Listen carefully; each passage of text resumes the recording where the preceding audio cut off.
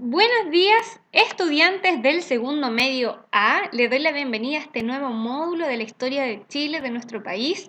El día de hoy les traigo la presentación un poco distinta de lo que estábamos acostumbrados a ver. ¿Ya? Esta vez no vamos a tener un PPT, sino que vamos a tener una línea de tiempo en formato infografía que les hizo la profesora con mucho cariño para que podamos entender de manera macro cuáles son los hechos que marcaron la historia de nuestro país. ¿Ya?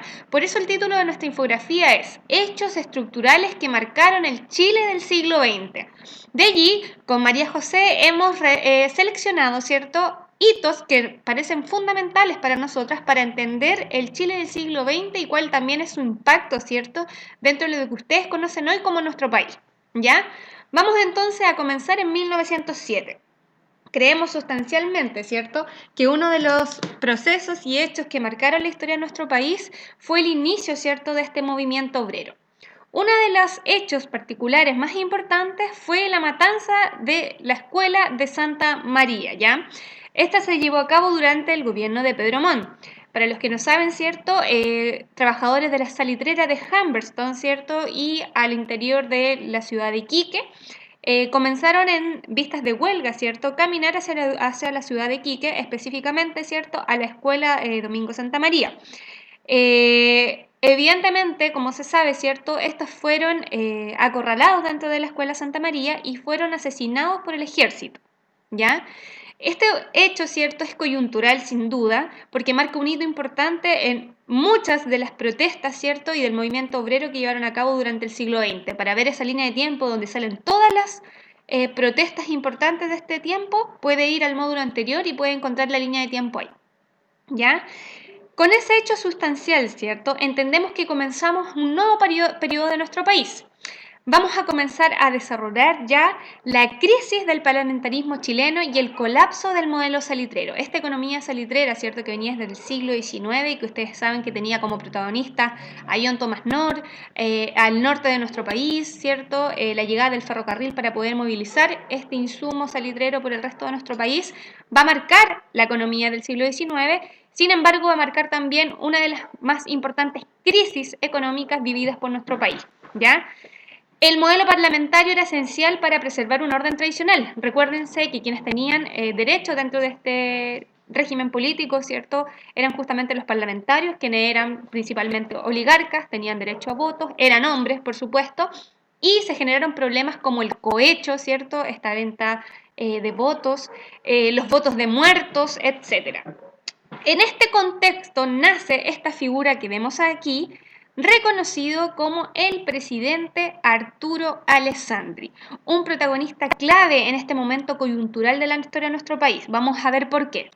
Dentro del contexto, ¿cierto?, en que nace esta figura importante para la historia de nuestro país, vamos a entender dos puntos claves, que es la decadencia del modelo salitrero y el empoderamiento de los sectores medios. ¿Cómo va a ser conocido el señor Arturo Alessandri Palma? Va a ser conocido como el León de Tarapacá. Una de las características que les puse aquí, ¿cierto?, es que tenía un discurso populista. ¿Qué significa esto? Vamos a ver aquí una imagen del señor Arturo Alessandri Palma. Si bien no encontré una fotografía que retratara bien, hay solo videos, ¿cierto?, donde estaba acá toda la gente abajo de su ventana escuchándolo, nos hace, ¿cierto?, pensar, analizar la importancia de un discurso carismático. ¿A qué nos recuerda? A una modalidad, ¿cierto?, que ya vimos, la importancia de este líder con carisma que es capaz de llevar un discurso a las masas. No vamos a hacer una comparación de Alessandri y Hitler, estamos lejos de poder establecer una comparación, sin embargo, hay algo en común entre ellos dos, y es la importancia de un discurso carismático entregado a las masas, pero no cualquier masa, sino que específicamente, chiquillos, a la clase media. Arturo Alessandri habló durante su propaganda electoral a las clases medias, a los sectores populares, ¿ya? Y dentro de esas promesas también intentó desarrollarlas una vez elegido como presidente. Vemos aquí que intentó reactivar parcialmente la economía y llevar a cabo los proyectos de legislación laboral. Sin embargo, a pesar de todo este interés que tenía Alessandri, estos proyectos de legislación social y laboral, por ejemplo, entregar leyes relacionadas a los trabajadores para el descanso dominical, por ejemplo, se empezaron a retardar dentro de sus mandatos y por lo tanto esto le generó, ¿cierto?, un disgusto a quien en este momento era un actor principal, que era el Parlamento. Por lo tanto, cuando no avanzan estos proyectos de legislación social y laboral en el Congreso, pasa el primer hito coyuntural relacionado con el ejército y las milicias en nuestro país. El 4 de septiembre se desarrolla lo que conocemos como el ruido de sables. El descontento de estas trabas respecto de las legislaciones sociales que se necesitaban urgentemente pero no avanzaban, provocó una crisis. Un movimiento militar tomó las riendas del poder, chiquillo, y el Congreso aprobó sin mayor debate las leyes sociales que estaban pendientes. Les tengo acá una pequeña imagen del momento exacto, ¿cierto?, donde entran estos militares al Congreso, ¿cierto?, y hacen sonar sus sables en el piso, en manera de protesta. Por eso es conocido este hecho coyuntural como el ruido de sables. Gracias a ese ruido, ¿cierto?, esta intervención de los militares en la política de nuestro país, las leyes sociales que estaban pendientes se terminó y se terminaron aprobando. Una semana después, sin embargo, la Junta Militar clausuró el Congreso. Eso significó el exilio de nuestro presidente Arturo Alessandri Palma. Sin embargo, luego, en enero de 1925, el ruido de sables fue el 24, ¿cierto? Un nuevo movimiento militar reemplazó a esta junta anterior y promovió el regreso del presidente Alessandri. En la historia de nuestro país, la mayoría, ¿cierto?, se cuidó bastante la figura del presidente. Recuerden que hasta este momento teníamos una constitución presidencialista hecha en el siglo XIX durante los gobiernos conservadores con Diego Portales, que tenía al presidente como principal gestor, a pesar del parlamentarismo que se desarrolló después. ¿Cuál va a ser el gran cambio respecto de esta figura nueva del presidente Alessandri que se trató de cuidar a pesar de lo que había sucedido? Es establecer una constitución. Ustedes van a vivir prontamente un cambio de constitución y por tanto este periodo es bastante importante. En 1925 entonces se establece una nueva constitución. No teníamos una desde 1833, imagínense. ¿Qué va a decir esta constitución? Va a fortalecer el poder presidencial y termina definitivamente con el régimen parlamentario, es decir, ahora el presidente va a tener mayores atribuciones que el Parlamento. Termina con las leyes periódicas, ya estas que habían dado tanto dolor de cabeza al presidente Balmaceda, ¿se acuerdan? Determinó por constitución la separación de la Iglesia y el Estado. Recuerden que las leyes laicas ayudaron en la separación de las leyes de la Iglesia y el Estado, sin embargo no la habían separado constitucionalmente. Ahora sí, es cierto, se separó la Iglesia del Estado. Se crea un tribunal calificador de elecciones que permitía regular el tema como el cohecho y los votos falsos, ¿cierto? Y el artículo 10 viene a decir que era deber del Estado asegurar la protección al trabajo, a la industria y a las obras de previsión. Por lo tanto, a partir de la Constitución de Alessandri de 1925, por fin se dan a conocer las primeras leyes laborales, como la ley de silla, de descanso, ¿cierto?, que el trabajador pudiera sentarse un rato, de colación, por ejemplo, regula horas laborales y sobre todo les dio el descanso dominical el día domingo. Sin embargo, ¿cierto?, este segundo periodo de Alessandri luego del exilio no tuvo un devenir, ¿cierto?, quieto, sino que nuevamente tuvo conflictos con su ministro de guerra, Carlos Ibáñez del Campo, y termina renunciando por segunda vez.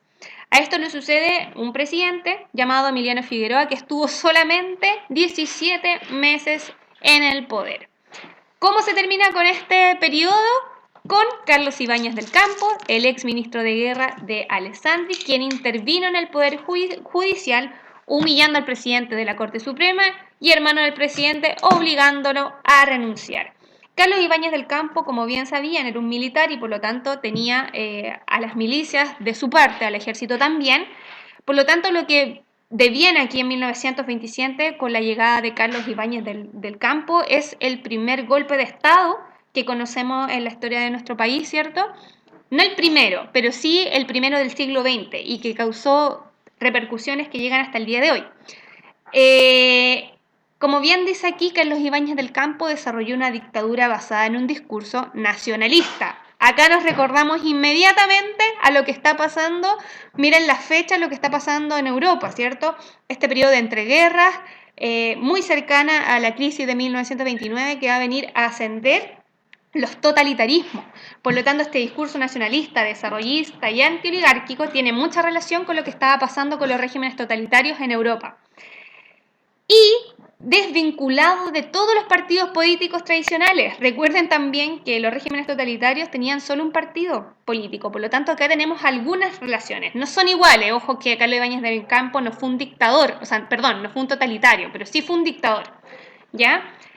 Por lo mismo, ¿cierto? Por sus lógicas dictatoriales, tuvo un rechazo de los estudiantes, la clase obrera, y durante su gobierno hubo mucha represión y exilio, ¿ya? Lo que sí le podemos, ¿cierto?, dar como visto bueno, ¿cierto?, a Carlos Ibáñez del Campo es que modernizó el Estado. Una de esas cosas fue crear el Código del Trabajo, en mucha relación con lo que venía pasando con la Constitución del 25. Creó el Cuerpo de Carabineros de Chile, ¿cierto?, bajo esta lógica también del orden, la Fuerza Aérea, la Línea de Aérea Nacional, y ahí hizo obras públicas como caminos, puentes y ferrocarriles. O sea, la modernización, quizás aquí la modernidad, el respeto por las distintas clases sociales, sobre todo con los sectores marginales, no fue muy positivo. Sin embargo, en términos de modernización, ¿cierto?, de traer tecnología o cambiar, por ejemplo, el Código del Trabajo, permitió también que hubiesen hartas obras públicas y cambios. Al señor Carlos Ibáñez del Campo, ¿cierto?, le toca feo y en 1929 sabemos que cae la bolsa de New York y la crisis deviene inmediatamente en el poder acá en Chile. Hay una inestabilidad, ¿cierto?, incapacidad de acuerdos políticos, acciones conspiradoras y grupos golpistas al interior de las Fuerzas Armadas. O sea, no solo bastó con este rol que tuvo Carlos Ibáñez del Campo, sino que se creó una especie de histeria colectiva respecto a los golpes militares, ¿ya? De hecho, en junio de 1932 hay una sublevación ahí en la base aérea El Bosque y se derroca al sucesor de Carlos Ibáñez del Campo, que había sido el presidente Montero. O sea, esta crisis del 29 devino no solamente una crisis económica, chiquillos, sino que una crisis política de inestabilidad sumamente aguda, ¿ya? El segundo gobierno de Arturo Alessandri Palma viene a enfrentar estos años, ¿cierto?, posterior a lo que va a significar la crisis de 1929 en nuestro país, ¿ya? Arturo Alessandri Palma, ¿cierto?, tuvo un gobierno nacional, presidencialista, pero en la práctica significaría un predominio de los partidos de derecha, muy en contradicción con su primer discurso, que era un discurso popular, que iba para la clase media y las clases populares. Fue cambiando con el tiempo, ¿ya? Y se fue alineando más a los sectores más conservadores, aquellos que oligarca, la élite, ¿cierto?, la aristocracia. ¿Qué obras hizo el señor Arturo Alessandri Palma en este segundo periodo? El que la sigue la consigue, dicen. Saneó la economía nacional, aumentó el impuesto aduanero, eso es un gran logro después de una crisis de tal envergadura como lo fue la crisis de 1930. Restauró la autoridad civil, depuró, es decir, limpió las fuerzas armadas para impedir cualquier rebrote de caudillismos militares, o sea, impedir nuevos Carlos Ibáñez del Campo que tomaran el poder por la fuerza, etc. Dictó la ley de seguridad del Estado, esta ley que conocemos hasta el día de hoy, ¿cierto? Y construye el Estado Nacional. O sea, hubieron bastantes obras y relacionadas sobre todo, ¿cierto?, con el control de las instituciones. ¿Ya? Había que evitar nuevos golpes militares, porque ya se estaba haciendo se temía que se hiciera una tradición chilena que hubiesen golpes militares.